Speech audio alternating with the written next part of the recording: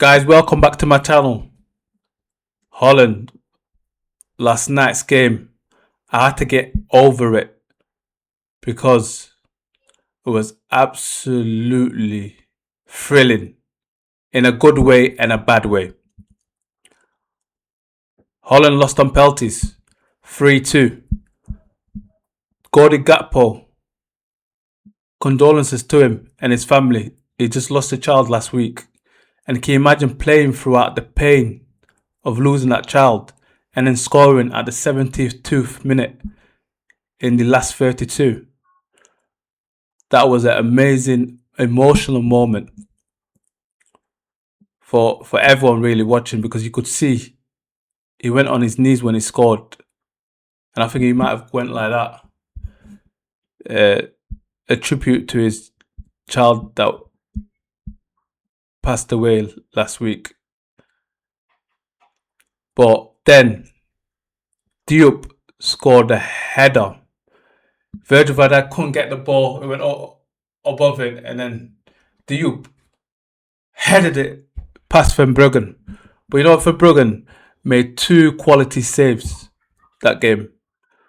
One against Hakimi, and the other one was a blank shot. Hakimi power drive. And the other one was, I think, a header from a corner. And he just went bang. So he kept Holland in. But let's break down this match and the reaction after the match. Because Holland went out on penalties yet again. Let's get right into this. So Summerfield gave the assist to Gakpo. Summerfield was very, very, very good. Mazraoui couldn't get near him. Every time the ball went high, Mazraoui, it was a foot battle between Mazraoui and Summerfield. And Summerfield kept on beating Mazraoui for pace. He had one chance that he could have, in the first half, if he could have squared it to Brian Bobby, Holland would have scored in the first half, but he miskicked it and he went straight to the goalkeeper. So let's look at the possession. Morocco. I'm not even going to lie.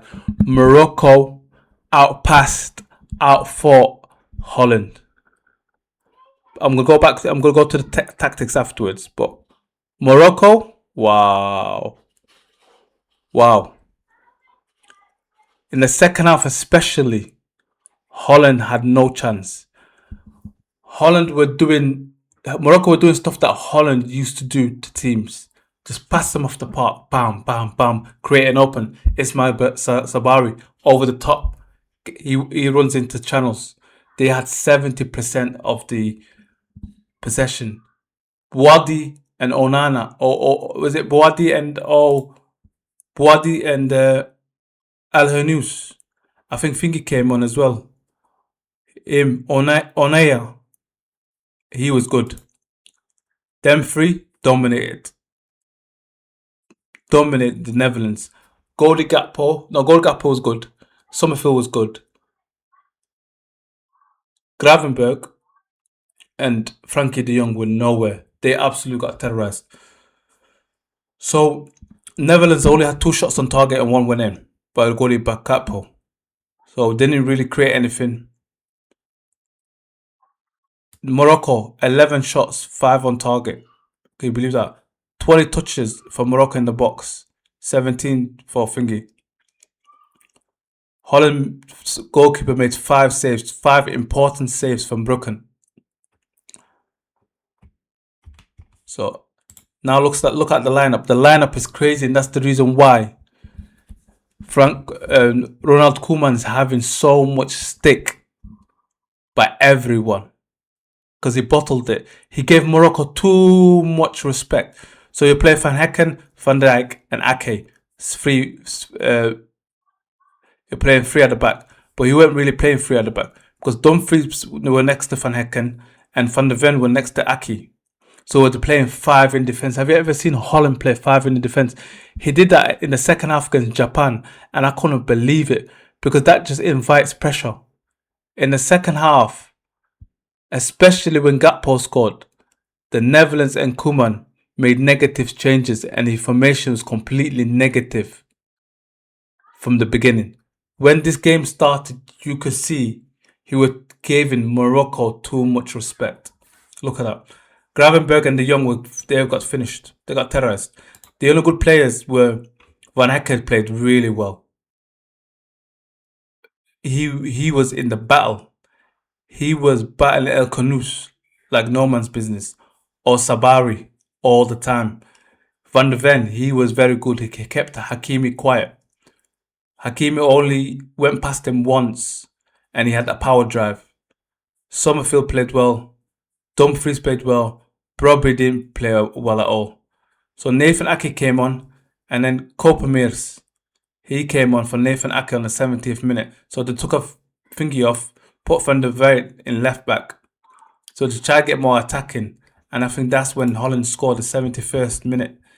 Was it 70? A minute later, Holland scored. So the tactic worked at that point. Then he took Michael van der Ven off, Gerald Hato. Then he put on, look, he's playing defensive now. He took Van der Ven off, took Hato on. Van der Ven were playing there. He took, then he was playing for where Ake's position were. Put on Hato. And then the game was gone. Because he substituted, the game went into extra time. Diop scored in the 91st minute. So then he also put Timber on. Timber, first 5-10 minutes, he looked lively, closing it down, but he didn't really do anything. And then Michael De Roy came on from Frankie de Jong. Frankie de Jong had one of the poorest games I've seen him play for Netherlands. 113 minutes. This guy came on with 2 minutes left. Justin Kluivert for Cody Gakpo, but I don't think Cody Gakpo was in the right state of mind to take penalties. Then this was a very good change. Weghorst.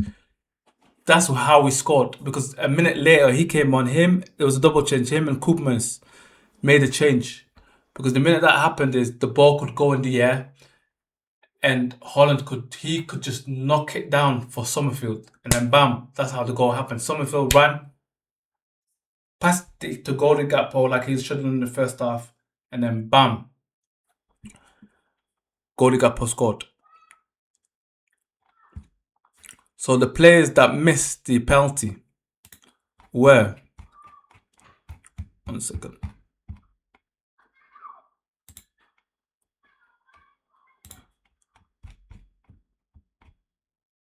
The man of the match was Diop. Altogether, the man of the match for Holland was Cody Gakpo and Van Bruggen. So the penalty missed is Justin Kluivert.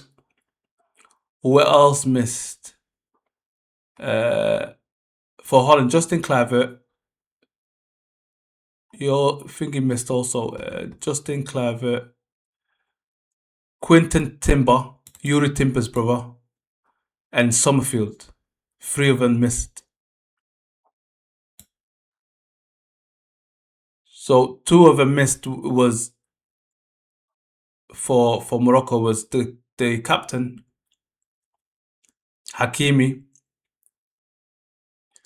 and what was it? Another player missed.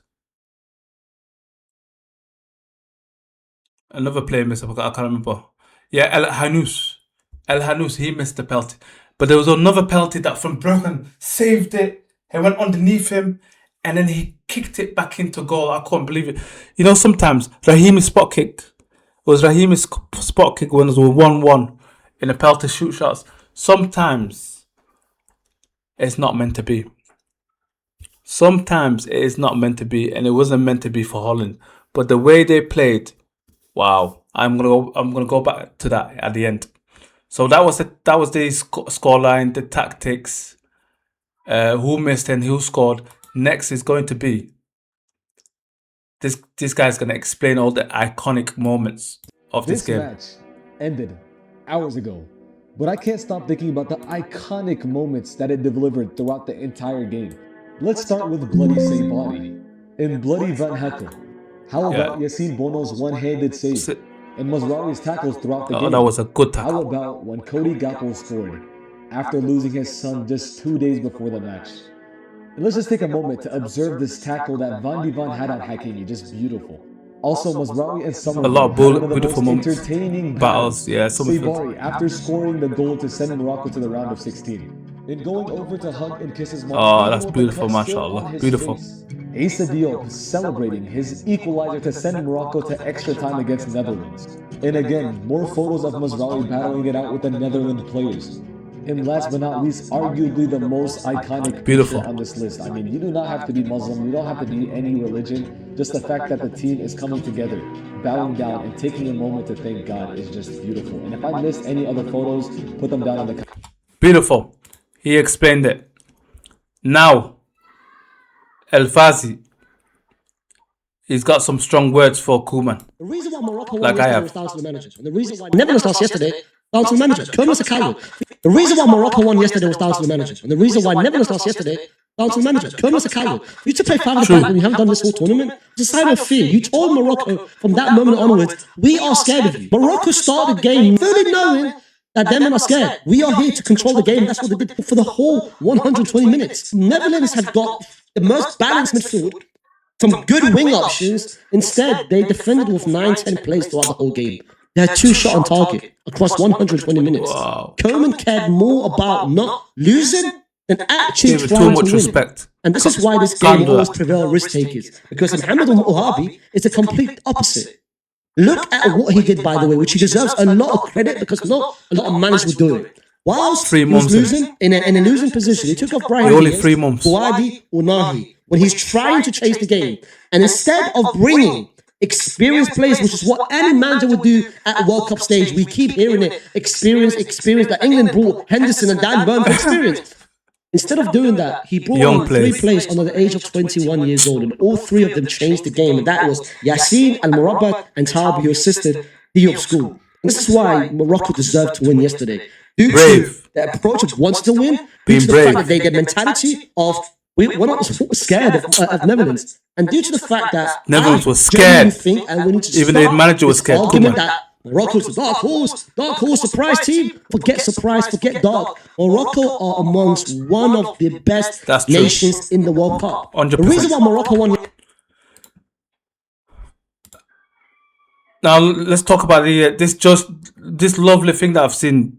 This Dutch fan, Jorijn Huijkenten, played 80 matches. It went to watch 80 matches of Holland. Can you imagine how he felt last night? Let's play this. Matches with the Dutch national team live at the stadium. The first one I think about is the 2022 in Qatar, the quarterfinal against Argentina. Not because of the result, but because of the atmosphere. Another one was we unfortunately also lost. I'll be highlighting this a lot during this YouTube history of this channel. It's all about my caption is for the fans, by the fans. A lot of yellow cards. I think every game is special for me because I'm very proud to be a Dutch supporter. I'm also proud to sing the national anthem before the match is played. Beautiful. Can you imagine how we felt last night? This is the Dutch yesterday. Look at him. I can't play the music because it will get copyrighted from YouTube. Look at that. Look at that, all left to right. Hundreds, probably it's about 100,000 there. Dancing. Imagine how much support the Netherlands had at the World Cup and every single tournament. Look at all orange. And then Koeman does that. I couldn't believe it, man. I couldn't believe it. But that's Netherlands. That's how they are. I'll do a recap in my thoughts about this game. So next is gonna be a fan, Moroccan fans. These are Moroccan fans. Look at them celebrating. I think this is the moment when Diop scored. Look at them. Look at Look at him.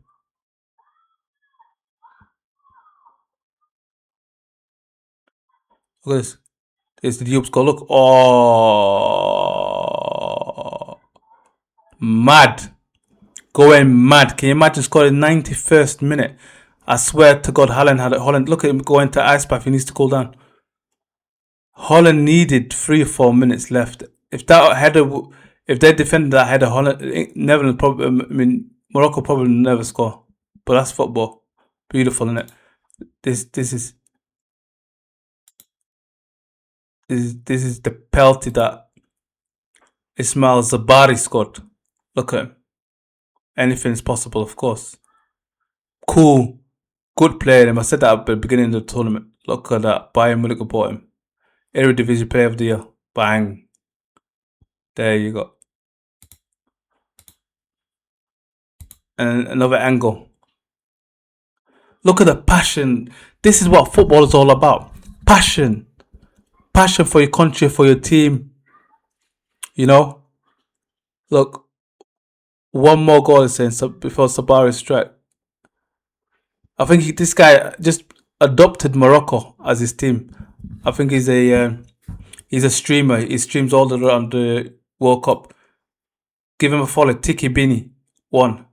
Tiki Bean 1.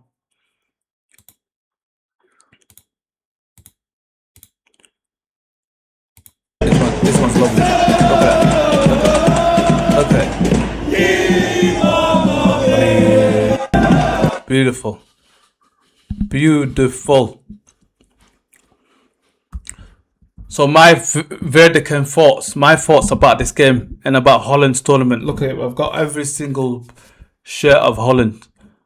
I love Holland, the team, so much. It's unbelievable. But it's like you get heartbreak every single time. I knew if it got to extra time, we would have lost on penalties. It's just one of them things. If it goes on extra time, Holland lose on penalties. From Ed Kadafits, from Seydorf, from way back since I've been a child, Holland have been losing on penalties. It's like they can't seem to take the pressure of penalties at all. Can you imagine how many tournaments you go out on penalties? It's not about practice, I think. It's just something above the Dutch players, even the fans, that the minute it goes to penalties, you say, yeah, we're lost. It's just a mentality until one. I think we might have won the penalty shootout with Van Gaal when he made that change. Sillissen came off and he played, I forgot his goalkeeper, at 1 minute before penalties. He took Sillissen off and he put Tim Krul on. And we won that penalty shootout. I can remember on that Van Gaal, and we really thought we were going to win the World Cup or Euros at that time. But from the first game on, Koeman made too many mistakes. Playing 5 at the back when we won a lot. He was just safety first all the time. But you can't do that with the Dutch. I know they've got the best defense in the World Cup, but he was a coward. Like Faisal said, he was a coward. A coward. He gave too much respect for Morocco. Was scared of them. Frankie de Jong, Gravenberg didn't play at all. They got terrorized in midfield. Yeah, it was an easy run. It was Canada next, and then after that, it might have been a big nation. I can't remember if it was France or whatever. But it doesn't matter now. Morocco going through. Morocco beat Canada. And Morocco just done well. They dominated Morocco. Morocco dominated. Morocco looked so good. And that the president, not the president, king of Morocco invested a lot of money in the youth system. And you can see that. Do you know out of 26 players that went to the World Cup for Morocco, 25 were born not in Morocco. Can you believe that? And 4 of them have grown up in Holland. For like the likes of Mosraoui, he come out of the Ajax Youth Academy, so he knows Gravenberg, he knows the young, he knows most of them, played with them or against them. So yeah, Morocco beat Holland in their own game. It's mad. But that's what football is about. Look at all the big nations now that are used to big nations are nowhere. No philosophy, no identity. It's just a shambles. Holland always used to play 4-4-3. 4-3, 4-4, 4-3-3. Now Holland don't have no identity at all. Same as the Germans. You knew always the Germans were confident and they were resilient and they will always get there. No more. With Brazil, you knew straight away the flair players, Zamba players, beautiful. But now, nothing's there. So what do you think about Holland? Do you think Koeman should go?